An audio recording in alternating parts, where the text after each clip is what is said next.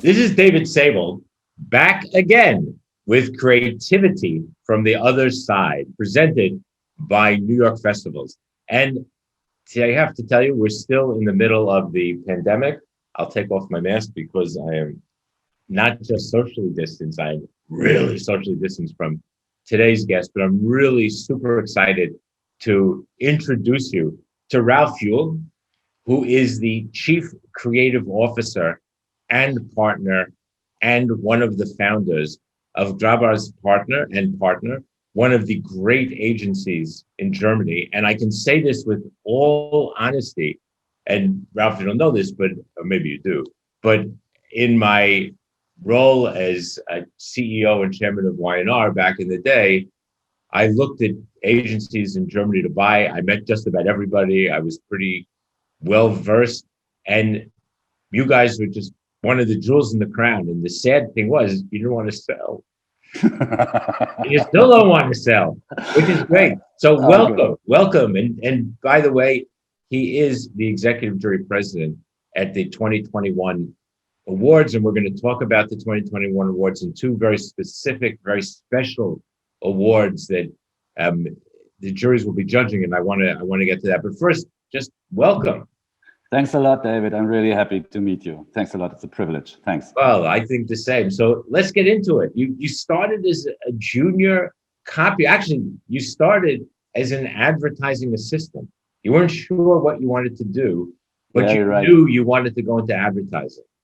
Yeah, that's the only thing I knew because I somehow loved advertising, but then I didn't know if I was creative at all. And I have such a huge respect for creative people that I thought, okay, I know I can write a little bit. And a friend of mine is a photographer, and we made some stuff together. But I think playing with the big boys, no, I will never ever do that. And it's funny because I know it so well.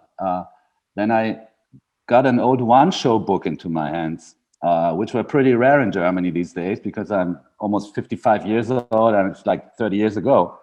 And I remember there are two ads in it. And the one was for the Israeli airline El Al.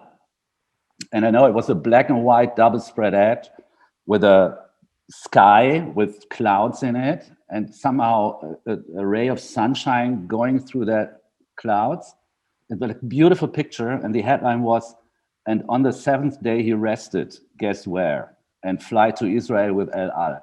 And that was so striking, and I said, "Wow, I want to be able to do something like this." And then that's how I decided, okay, let's give it a try, and I tried to do that, and then I met some really, really good people who shaped me and educated me, and yeah, that's how I entered the advertising industry. And so you became a junior copywriter. And as a junior copywriter, your future partner reached out to you and said, come found an agency with me. That's Yeah. the stuff of dreams, man. That's awesome. Yeah, it was really a crazy time because I worked. One of my first agencies in Düsseldorf was Brindfors. It was a Swedish agency with one client, and the client was IKEA. And IKEA is really, at that time, I think Germany was the biggest market for IKEA And worldwide. let me just interrupt you for 1 second. Yeah. All these years later, IKEA is still your client. Yeah, we will have a track record for having clients really, really long. We have clients like for 20 years. Well, we're going to get to that. So hold that thought. Okay, cool. It's amazing. Like you started with IKEA and it's still your client. It's still there. It's still there. Yeah. And so we worked on IKEA in this Swedish agency, and it was like an island, the whole agency. There was no competition. We had this huge IKEA account in Germany, and there were lots of Swedish people in it, and it was like really a good place to start. And then Frank Lowe, I guess, woke up one day in his huge bedroom, looking maybe at the map behind him where he sees the huge network, Lowe and Partners, and he say, "Whoa, what the fuck is there in Scandinavia?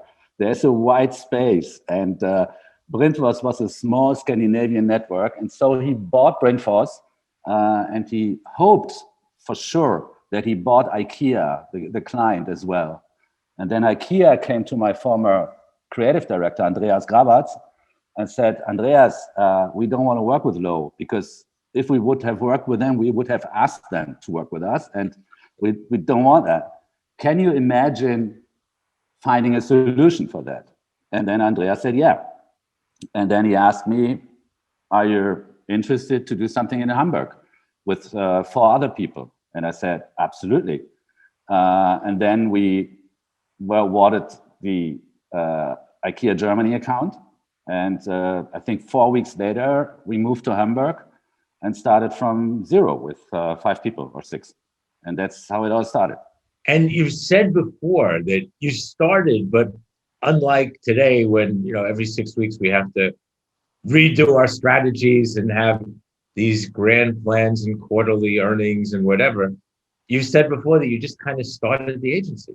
Yeah, it was like you no business. Have a big plan in place. No, today it's you wouldn't do it like that. It was really like they trust Andreas, the client trusts Andreas, and they say, okay, right. you're going to do it. It was a personal thing, and then we started without a big business plan. The plan was to do great work, and I still have the invitation that I've written 27 years ago for our opening party, and it was like, 1, we want to get famous. 2, we want to win awards. 3, we want to party hard. Let's start with number 3. That was the invitation of our opening party, and that's how it started to roll. And I think you would say today that that's still a bit of your ethos. That's sort of what developed your culture. Is that true? Yeah, we still have, of course, that Swedish genes in us, because IKEA has still a big impact on us, and it's a massive impact on our culture, how we work together when it comes to what are the values that the whole company is based on, and we still try to keep it that way, and because most of the people like me who founded it, some of them are so old they're out already, but are still there. So we are a pretty constant company when it comes to relationships to our employees and to our clients as well. So you've been asked this question before. When you think about your ethos, when you think about what drives you, mm-hmm. you say that there's this contradiction, this tension between standing still and movement. Mm-hmm. Can you talk a little bit about that? I loved the thought. I loved what you've said about that.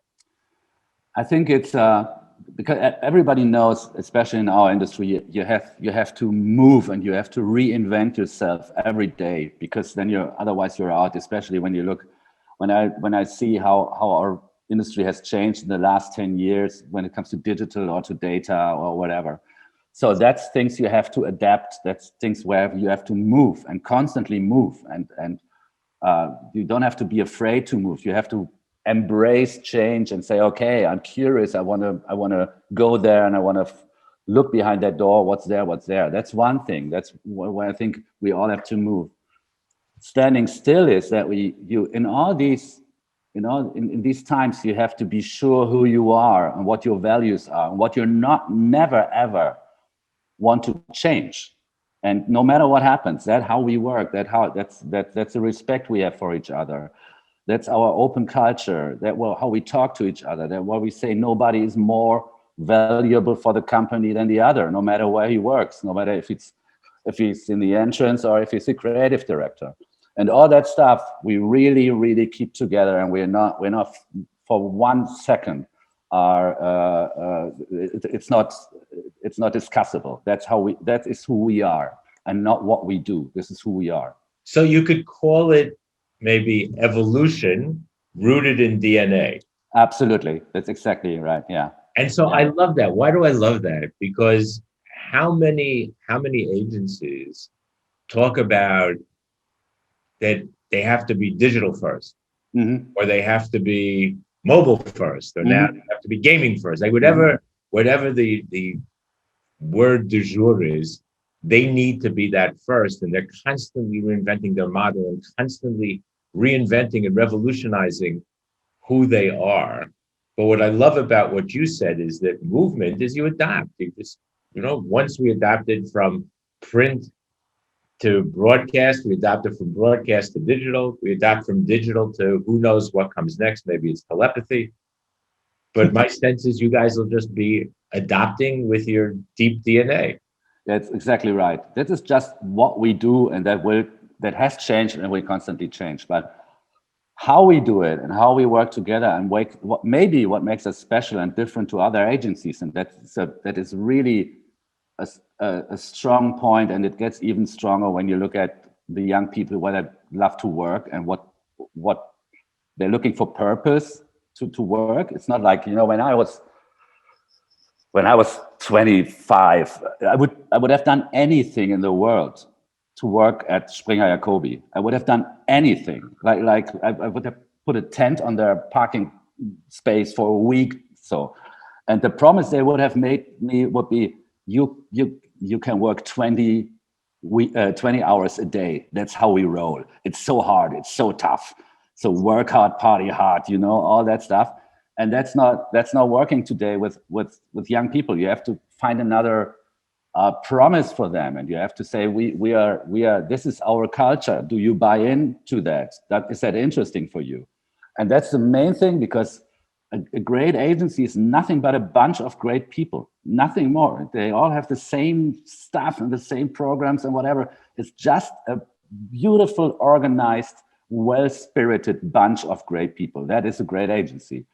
And that's what we try to keep, and that's why culture is such an important value for us. So true, and I applaud you, because I think it's true. Maybe this is a good time for you to talk a little bit about your 20%.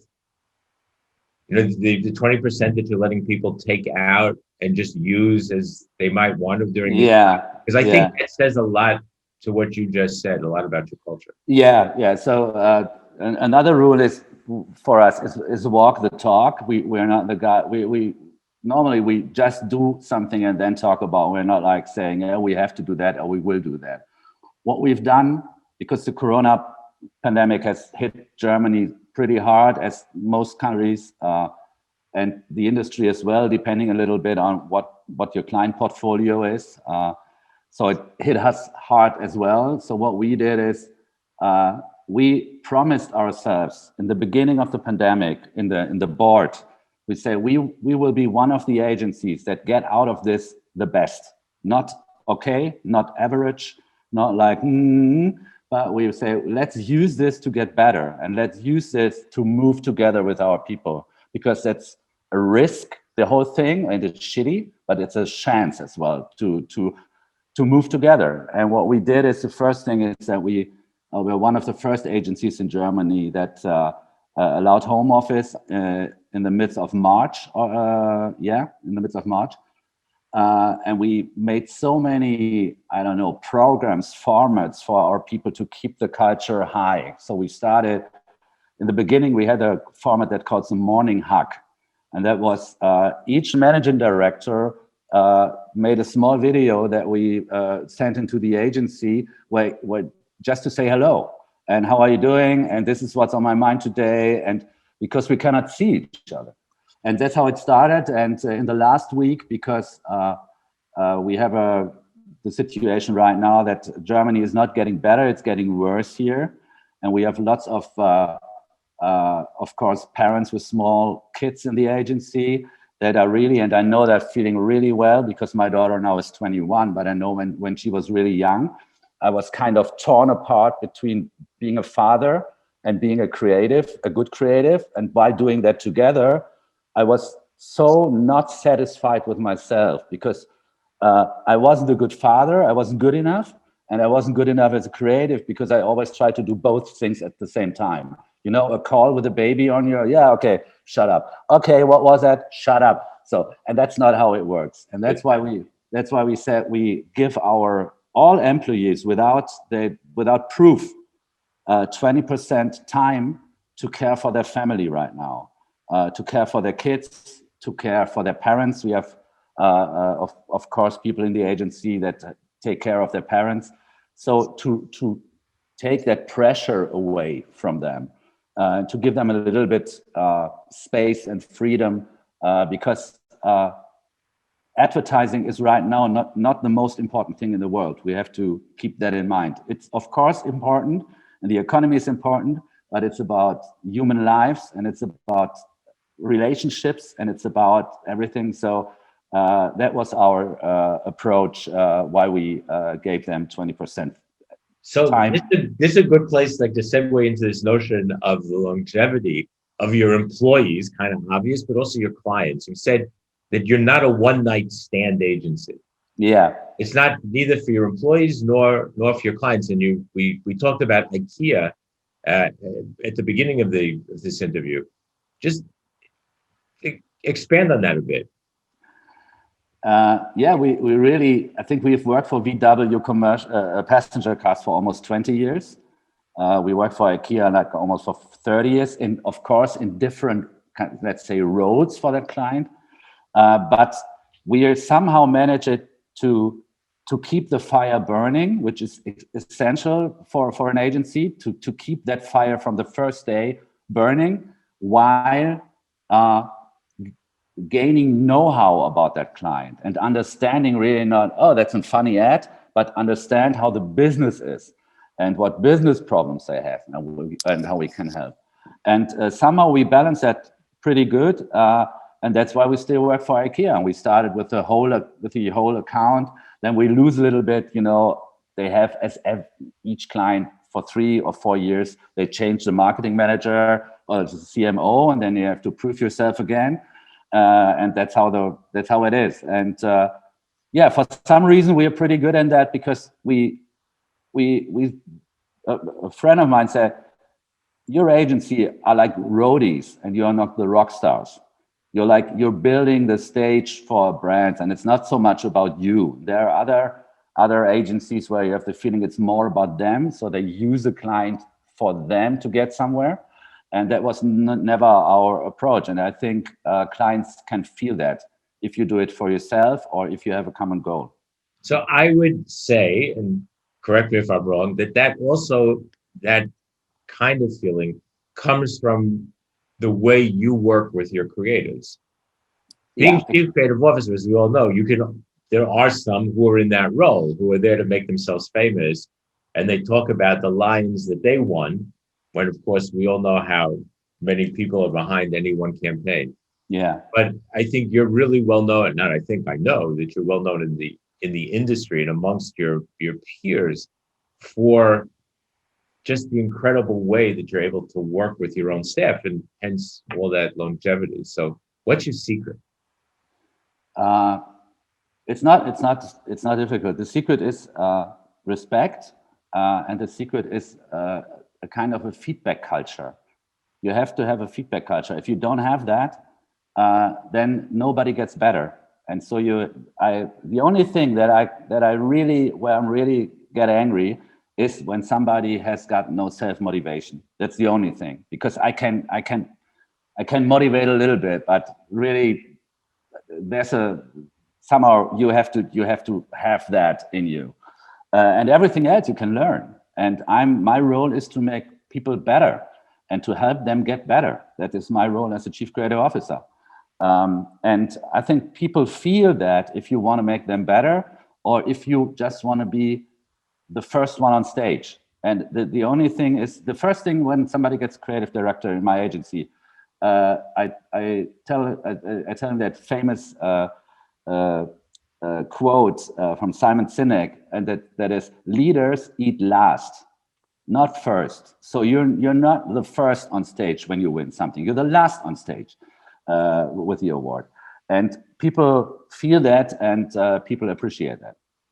Yeah, and by the way, that notion of trust, I would say, works if people inside the agency trust you and have trust for each other. I think that clients feel that trust, and it makes their trust of you that much deeper. Would you agree? Yeah, absolutely. That's a good point. They absolutely feel if there's a team there, or if there is a number of egos there, or if there is really like what the famous baseball, I think it was a basketball trainer said, like a fist is like 5 fingers, but I want you to be a fist. Then you're playing good. When all the 5 people are like one, and clients feel that. Absolutely, they feel it. And clearly they do in your case, because your longevity is something to be envious of. So yeah, that's amazing. But and again, I think the lesson, folks, is the longevity of people inside the agency and longevity of clients. It's linked. It is. It's It linked. is. If you're a revolving door, your client's a revolving door. Yeah, And you're right. You're there's right. a huge lesson for everybody there. So I hope everybody's And it helps. now that also propelled you at Cannes to being the leading independent of the decade, I think. Yeah, we're one of the 10 leading independent agencies of the decade. Yeah. Which I think again is amazing. Being Yeah, it's amazing, and it's Cannes one. player, I know how hard those things are to win, and I think that's just beautiful. So Yeah, and congratulations on that as well. thank you very much. I will tell that to the agency, of course, and it's underlines that we're not a one night stand. It's easy, when you do good work, or you have. I always say, when you have one creative client in your agency, then you're not a creative agency. Then you're an agency with one creative client. If you manage to make each and every client that you have a little bit more creative than he is, then you start to begin to become a creative agency. And we're very proud of this award, because it's really like not okay, we had one idea this year that won a lot of awards, but we are constantly in the fight for better creative solutions, and that's what's made everybody so happy in my agency. And I know that you're very proud of the fact that you're still owner, managed, agency together, Yeah. people, etc. I imagine that the big holding companies and investors and others are sniffing around all the time. Yeah, And yet sure. you've managed to keep your independence. Yeah, because we are, of course, and the market of independent agencies is getting smaller and smaller. I think we're one of the three, at least, Jungformat there, which are pretty way bigger than we are. Service Plan is even bigger, and then it's us as a creative agency.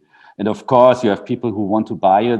The main thing is that nobody has really a plan, like really a plan. Like, not I'm buying you because I want to buy you as managers, or I need to push my stock market price up, or whatever, but a plan where what's in it for us besides money. So, I think also this is an interesting question, because I think also Germany versus some other markets, because there are markets where the holding company acquisitions became famous and big. Germany is one of the few markets in the world where it's actually been the opposite, yeah, where the market has pushed back against holding companies coming in. yeah, And you're right. even some of the best German agencies and some of the most creative, it was never 1+1 = 4 or 5 or even Exactly, 2. that's exactly what I It was mean. usually 1.5. Yeah, absolutely. And what we did in the last years, because we know that we have to change, we built our own agency group. So we're not just the advertising agency right now. We have several other entities that we have founded in the last years. We have an innovation space in Berlin, which is called Jump, where we develop innovations with our clients.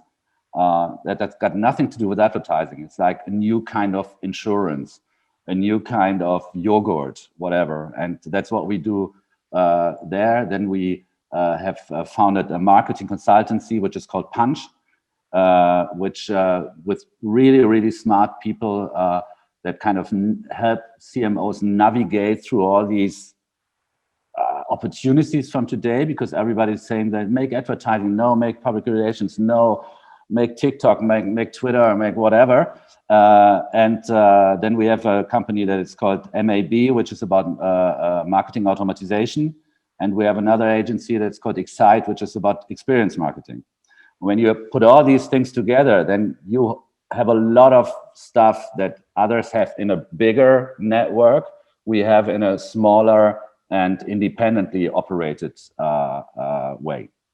So let's talk about a couple of pieces of work that you've talked about before as being your favorites, both of which I knew, both of which I admired. The first was the Volkswagen Arteon campaign, which has to be one of the most beautifully shot, thought out campaigns that I've seen. I mean, it's magnificent. Thank you. But talk about what you did with it. Like, how did they use it? The film itself is beautiful, but you don't get a sense of the. No, it's really it was a huge campaign. It started very small. The first thought was, how can we make, how would you explain that you can feel beauty? That was the thought, not see it, but feel beauty. And then somebody found this guy from the creative department, found this guy. It was not like, let's take a blind photographer and shoot it. It was really, somebody found him. And then we checked him, and he was really a cool guy. He's really a cool person, and he's really. Yeah, I looked him up after I watched his. Yeah, he's awesome. It's not like, oh, look, he's blind. No, he's really a cool guy. And then we talked to him, and then we said, that's a beautiful idea that we can put in each and every media, because he himself produced, while shooting that car, the Arteon, as a blind photographer, he produced awesome pictures that we can use as well in different channels. We made ads out of it. We even made a small book out of it. We post them on social media, of course. We could tell the story behind him. And so the more you thought about it, the more it grew and the more interesting it was. And you don't have this feeling that you have sometimes, okay, you have one centerpiece that is really strong and all the rest is getting weaker and weaker and weaker. And you had the feeling that it's really, the thought is so unique that you can get it in every format and in every media, and that's how it worked in the end. And as always, you have to say it always depends on the production companies you work with, how sensitive is the director, and all this came together real beautiful there. So I think to your point, the beauty of it was the feeling the beauty. Yeah. So this story. The story of the photographer is really interesting, but to your point, you actually have output. Yeah. And so the output really is different. It's beautiful. I think though in the film, there's one incredibly, I love paying attention to the small details, but to me, the most poignant moment is when he's shooting and he asks the assistant, do I see the roof? Yeah. Am I hitting the roof? And I thought, like, it was so sensitive to get that little cut in. Yeah, I don't know if you agree, but to me, that made the entire movie for me. Once I heard that, I said, wow, this is outrageous. Yeah, you're so right. So I would have, just for that alone, I would have voted for it. The other piece that you've talked about that is one of your favorites, and the reason that I was going to pick another one, but the reason I picked this one is because having lived in Europe for a few years when I ran Wonderman in Europe, Middle East and Africa, and EMEA.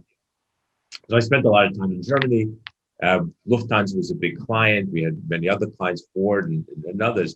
And so I got to know the market really well. And so when Germany hosted the World Cup, everybody was freaking out because it was 96, you win in England, and now God, we're the hosts. Yeah. But for whatever reason, many companies let the sponsorship go, or they didn't want to spend the money. So in our case, and you might remember this because it was actually a famous campaign at the time, Lufthansa got shut out of being the sponsor airline.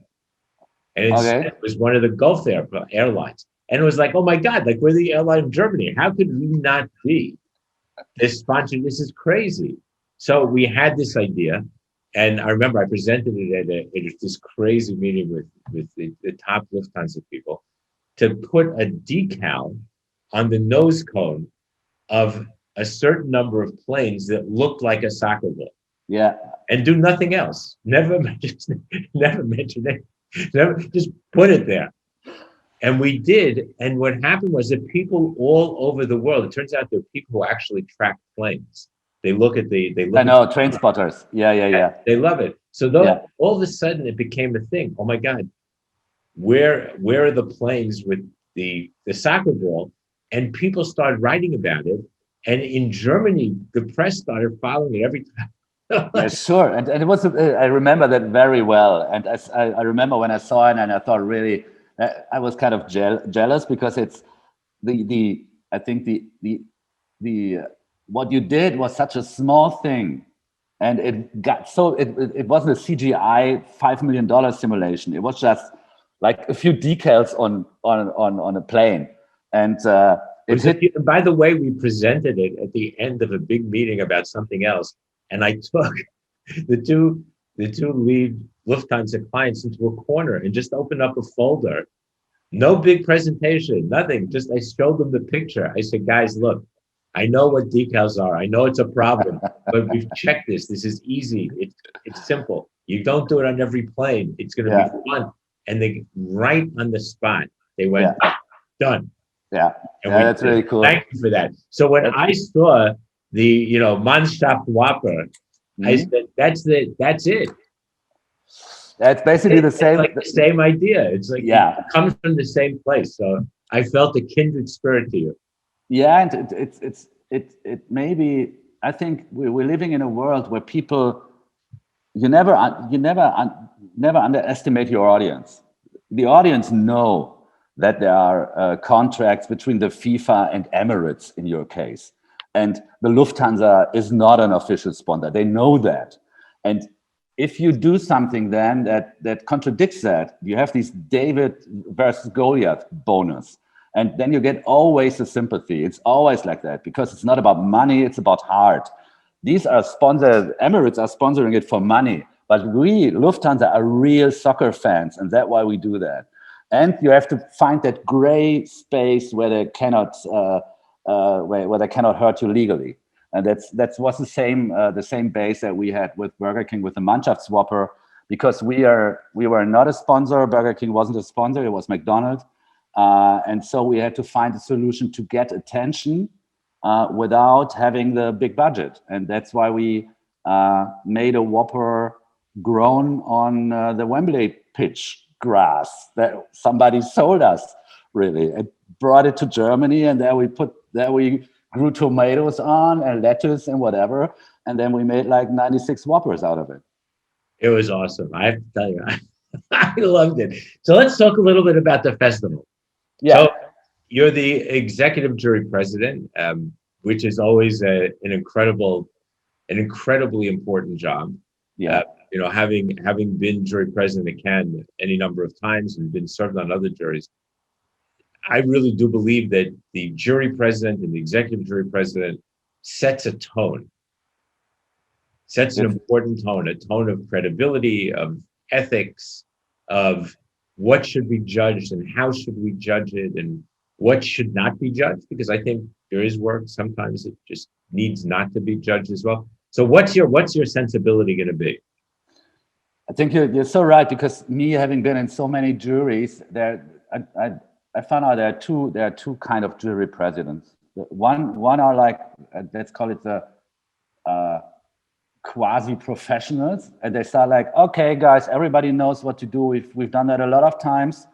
You're all professionals. I don't have to explain anything. So 1, 2, 3, go. And you have the guys who set the tone and to put it into context, what's happening in the world, what's happening in the industry. And I will definitely not be one of the first. I will set a tone, and I want to. This time it's really easy for me because we're not gonna send in anything this year, which relieves me a little bit, because it's nothing is harder than being in a jury where your own stuff is judged and you're not allowed to say anything. So I will be totally objective, and I will say two things. I would really to have it fair and respectful when it comes to the work. I don't want anybody, you know how in juries it works, like you don't have to make a statement, like an official statement, to make a piece of work look bad. It's something, sometimes it's just, it's that, or yeah. So, and then the piece of work is dead. So 3 people in the jury see it, 2 maybe doesn't understand it, but they say, or somebody just say, that's the same idea in Germany, by the way. So, and it's dead. So keep the respect for the work, keep your mind open, look for the best pieces of work. This is one thing.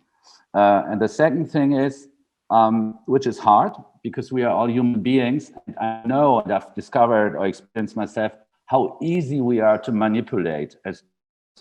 by films or by purpose-driven work or by whatever. And I will ask my colleagues to not to judge the film, the case film. I will not judge case films. Let's judge the work.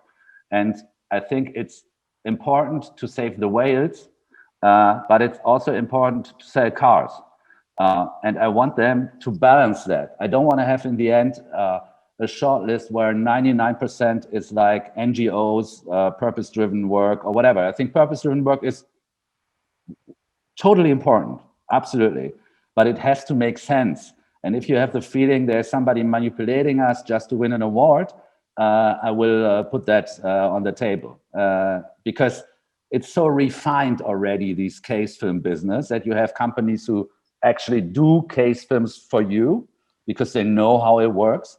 And I want the focus on respect and on the work. So I'm just going to turn to our audience for a second and say, this is why you should all enter your work. Yeah. This is why, because if your work wins, you are going to respect your work even more than you do now. Absolutely. And I love your sensibility, because that was always my charge to the juries that I was on. And I think it's so critical that people understand that at the end of the day, we get paid to make our clients successful, and they get successful because their products or their services actually sell. Yeah. And where our integrity comes into play is when our work that does that is great. It's exactly that. And if we bring ourselves as an industry in a position that we don't have any, let's say, shining stars where we can navigate to, and all the shining stars are NGO works, and you say to a CMO, let's do something like, I don't know, this one. I said it was an NGO thing. Okay, let's do something. Have you seen what one in Cannes? Yeah, but that's an NGO thing as well. I want to say, let's do something like Nike. So that is purpose-driven work, but it's so on brand, and it's part of the pop culture. And if we produce more stuff like this, it helps our industry to get better, and not say, okay, we have we have to sell stuff and then we have to do good. I think we can do both, but we have to respect both aspects. So to that point, let's talk about the first award, which is the Signal Noise Award. I think it's genius on the part of New York festivals. This notion of that, with all the noise that we've had over the past year or so, cutting through that noise has been very, very difficult. And as we know, I mentioned this in another interview. There was that mashup that sort of made fun of our industry with taking pieces of lots of different ads. What was this? With the same music, same pictures, same rips, and same taglines. And as pointed out, it was a hard time the first few months. You couldn't actually shoot stuff, and I get it. But I think that there was something to be said about people who were able to cut through during that time. So what's your view on this Signal Noise Award? I love it because that's what I said earlier. It's not disconnected from the world we live in. It's highly connected to the situation we are. And that's what makes advertising and communication relevant. That's why I think it's a beautiful idea. And I'm really keen on the stuff they send in. And yeah, you're right. And we have done it ourselves in our agency as well for Volkswagen commercial vehicles. And I'm keen on not to see who just say, okay, let's applaud for nurses. That is our idea. What are you selling? I don't know, sausages. Okay, but why are you able to say that? What's the connection to the brand? And who really cut through it by making more than just saying, oh, it's hard, but me as a brand, I'm there for you. And that's why everything feels so the same. It's a trend that you have in Germany, even for the pandemic. I think Gray in Berlin made a format that is called Vignette Roulette. And it's just because there's such a massive trend to vignette films in Germany. I have a theory why, but there you can just put voiceovers from one film under the pictures of another film, and it works. It was really like in a time where everybody feels insecure, and you have like once the pictures from a commercial for an insurance, once, well, it works. So I think it's always good that when someone puts a mirror against us and say, that's what you're doing right now as an industry. And I think there are still brands who manage it to really don't stop there saying, I'm there for you as a brand, but have a connection to the brand itself. And that's the main thing. Yeah, I agree with you. I'm not going to mention a client. It's not one of mine or one that I was involved with in any way. But one of the ads during the early days that really stuck out for me. So everybody was doing we're together in this, and et cetera, et cetera, et cetera. We salute the nurses, we salute the doctors, the people working hard, all the things that you said. Wear a mask. I mean, there was so many masks. The CDC, the ad council, the people who should be doing mask things were doing them. But there was a pizza company that just showed what they were doing to make the pizza safe for you to order it, to be delivered to your house. And I said, I love it. It was simple, wasn't brilliant creative, it wasn't an incredible production, but I watched that and I said, these guys get it. Like, well, I needed somebody to tell me that it was okay. Yeah, absolutely, and that's what I mean. That's what I mean. That's what I thought. There's a strong connection, and we made one for commercial vehicles because there was the beginning. There were people when lots of the clients who buy Volkswagen commercial vehicles are couriers and people who deliver from Amazon or whatever. And you have in social media such a huge kind of hate speech, like why do I have to wait 2 days for my package? And that was our insight to use these original negative Facebook comments to remind people that we're living in a pandemic and that they should calm down a bit, and that maybe they have to wait 1 day longer for their whatever they have ordered on Amazon, and that they should be respectful for the courier drivers because they are keeping the country running. Exactly. Yeah. Let's talk about the Pivot Award, because I think that's also interesting. Yeah. So there were many companies. So there's lots of ways to pivot. We know, we've seen it before. You change your name and your logo. All of a sudden, that's a pivot, but you're really the same miserable company you were before.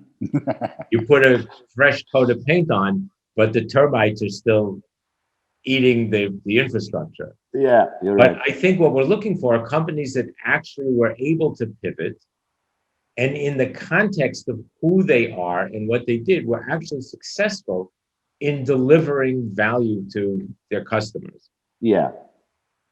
This will I'm really interesting of the examples, because it should be even more than a rebranding or look, we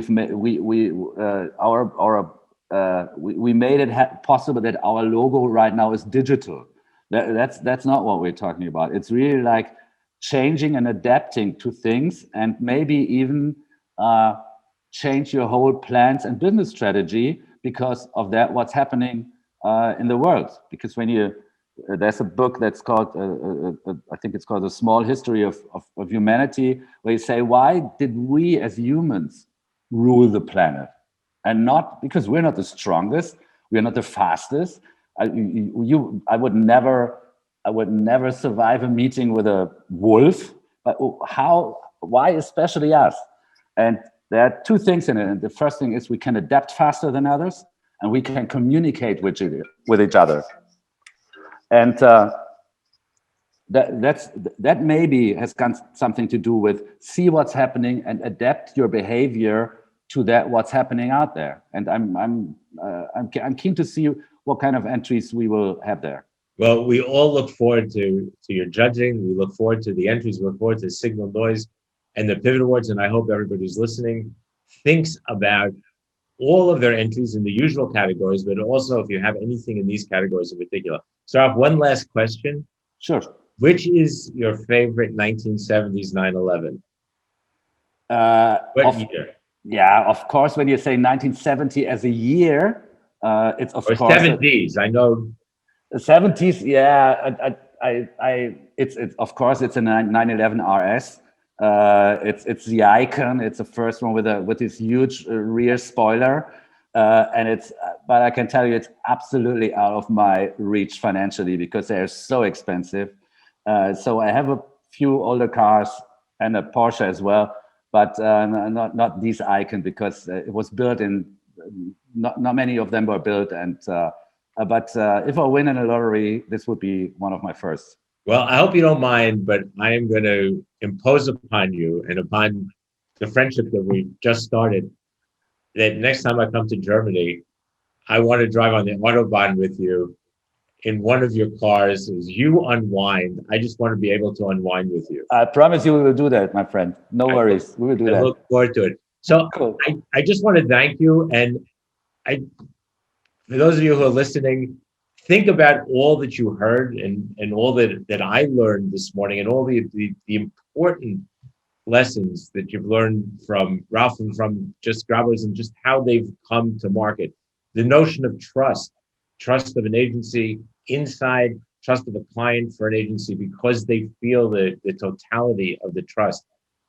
One of the things that really spoke to me was here's an agency and the chief creative officer who are not embarrassed to say that they're in the advertising business. And those who follow me know that I've written about this hundreds and hundreds of times. It is about time that we've all gotten over the stigma. We live in a world that is driven by advertising, my friends. Just take a look, read the news any day, and look at Facebook and look at Google and look at Instagram and look at TikTok and look at everybody. Advertising drives it, and it's still people like us who drive the advertising that feeds the system. And the better the advertising, the better our clients do, and the integrity that we bring to this has to be bigger than the integrity of anybody else in the market. So I love the notion that they're unabashedly happy to be in the advertising business and to create great work. And Ralf, we look forward to a great jury and great judging and great work. And folks, on behalf of New York Festivals and Creativity from the Other Side, this is David Sable thanking my amazing, awesome guest, Ralf Heuel. And just again, please send our best to everybody in the agency. Will do. It's wonderful to talk to you. And I look forward to talking with you again after the awards. You'll come back and tell us what the winners were, what it was like judging, how you felt, and show us some of the work. So thank you all. Get your entries in. February 21st is early entry.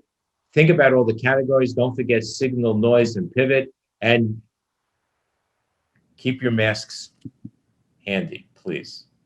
Keep your masks handy, even if you got the vaccine. I got the first. I'm ready to get the second on February 10th. Keep your masks handy, even after you get the vaccine. Thank you all. Blessings. Thanks, David. Bye-bye. Cheers.